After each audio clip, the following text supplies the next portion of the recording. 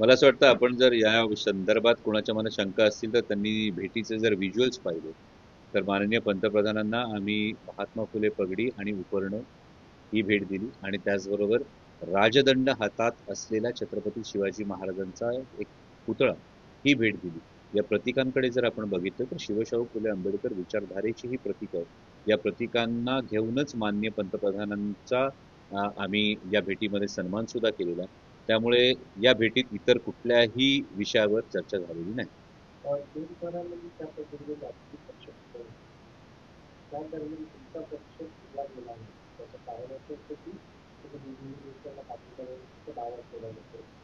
त्यामुळे तुमचा फक्त कुठला जाईल त्यानंतर तुम्ही असं सांगितलं जातं तर कितपत सत्य आहे? म्हणजे असा दावा केला जातोय आणि असं सांगितलं जातंय हे नेमकं कोणाकडून? असं पवार साहेब पण बोलत असतात तसंच नाही, असं कोणाकडून हा एक फार महत्वाचा मुद्दा आहे.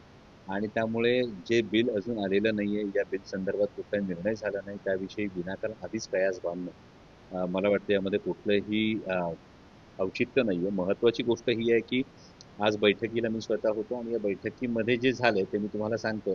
यामध्ये 8ही लोकसभा मतदारसंघांमध्ये जे मुद्दे चर्चिले गेले. आता मी जसं म्हणालो की पुणे नाशिक सेमी हायस्पीड रेल्वेचं काल आंदोलन झालं. काल झालंय ना आंदोलन. आज जो प्रश्न हा दिल्लीतून सुटणार या संदर्भात माननीय पंतप्रधानांनाच अवगत करणं मला वाटतं याच्यामध्ये काही गैर आहे. पंतप्रधानांची भेट घेणं आणि ज्यासाठी 3 जिल्ह्यातले हजारो लोक रस्त्यावर येतात आणि त्या संदर्भात ते आंदोलन होतं. मग माननीय पंतप्रधानांकडे कैफियत नाही मांडायची, मग कोणाकडे मांडायची? तर याचा संबंध मला वाटतं लगेच डिलिमिटेशनच्या बिलाशी किंवा लगेच NDA मध्ये ढकलायच्या संदर्भात हा लावला जाऊ नये असं मला वाटतं.